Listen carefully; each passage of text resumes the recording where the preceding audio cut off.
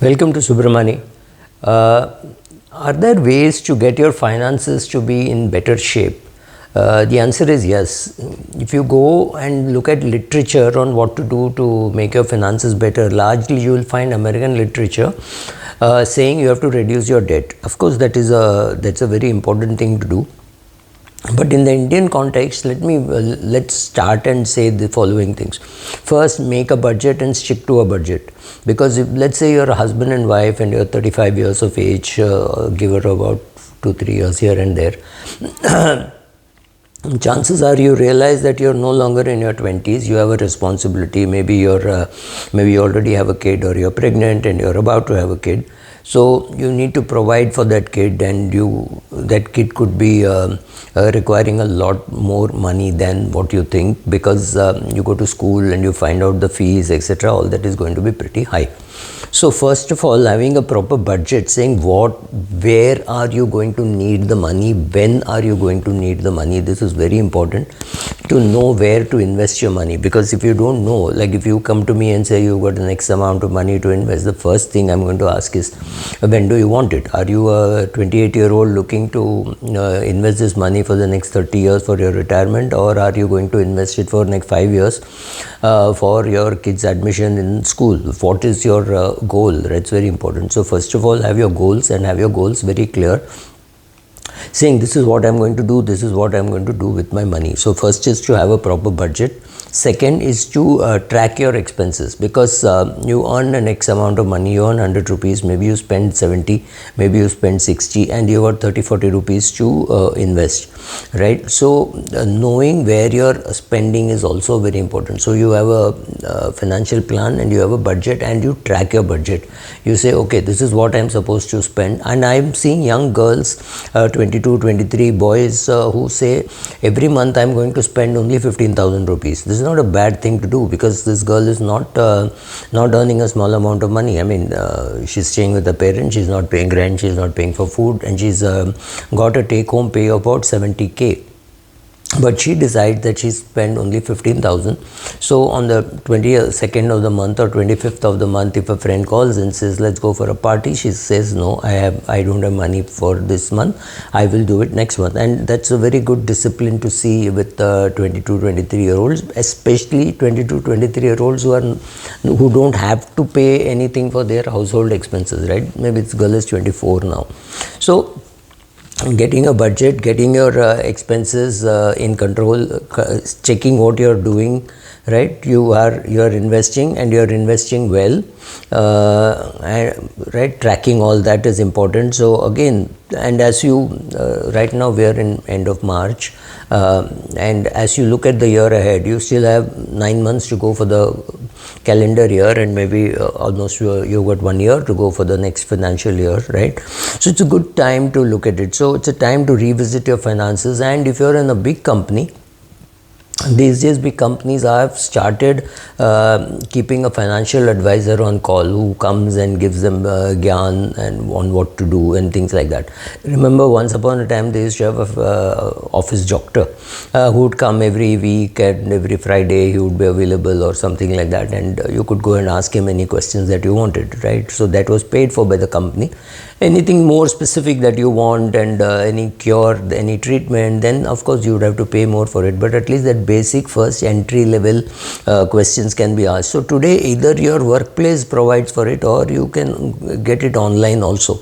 So at every point in time, when you review your portfolio, review it with a 1 year view, 3 year view, and a longish view, because only then you will know how much money do you require in the next 1 year.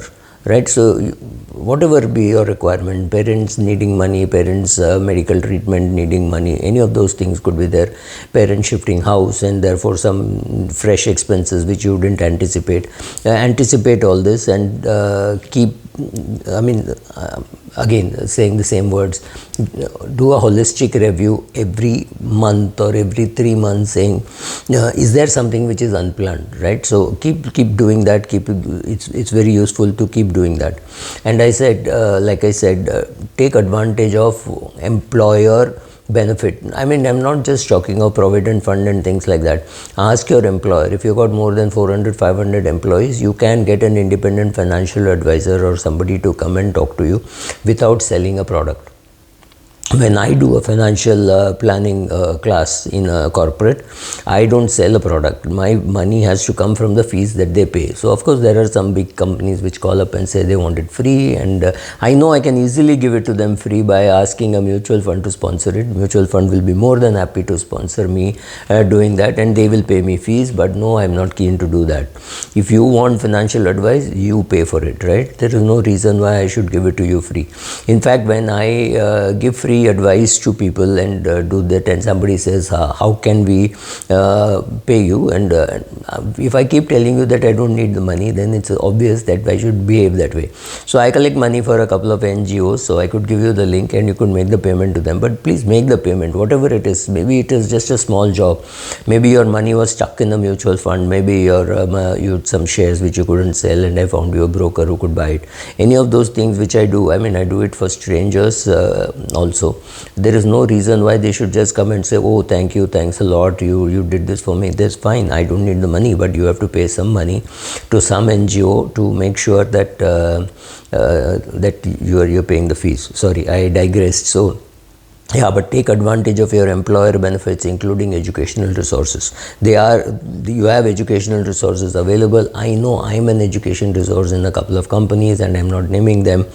And so doing that is also going to be very useful. Another very important thing, which I don't even know how to tell it, is to prepare for the future and prepare for the unexpected. So this is something which I've been saying right from for a very long time, and I was proved right in March 2020.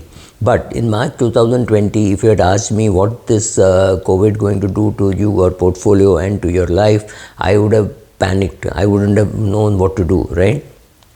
So did it hurt the market? Yes, maybe only 3 months.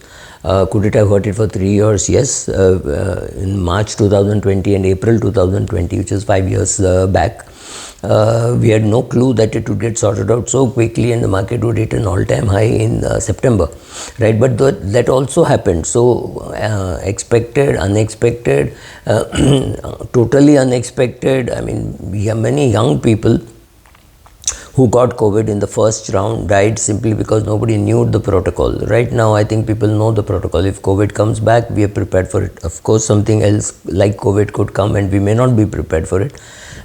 But yeah, those things, you have to keep a portfolio which is ready for these things. Another important thing, should you always be fully invested, or should you have some money where you get a once in a lifetime opportunity like March 2020, and that is the time when you can invest that money? I really honestly don't know, because in Jan 2020, if a fund manager was sitting on cash, there would have been articles saying, oh my god, this guy is sitting on cash and is wasting money, etc. But in March, the same strategy, you would have looked like a genius. For example, Buffett sits on tons of cash, but Buffett is not a fund manager. Buffett is the business owner. You are the owner, the guy to whom you are giving the money, whether it whether it is Naren Shankaran of Wipro or whether it is Roshi Jain of HDFC. They are your managers. They are managing your money. And I'm not naming the fund manager. Just say HDFC, ICICI, Invesco, DSP, wherever. They are your managers. They are supposed to manage the money that you give. If you give them 100 rupees to be managed in large cap fund, they are supposed to manage it in large cap fund. It's your job to keep cash for such emergencies and such opportunities. Is it easy? No, it's not easy. I was lucky that in March 2020 I had money and I didn't panic and I could buy. But sometimes if you are just invested, you've just bought a house and you don't have cash, there's really nothing much you can do. But one thing you can do is sit tight. So knowing that there will always be some emergencies, etc., job loss, anything could happen. Being prepared for it, making sure that you have enough liquidity is very important. So by doing all this, you are actually being in a safer place and keeping your portfolio intact. Thank you.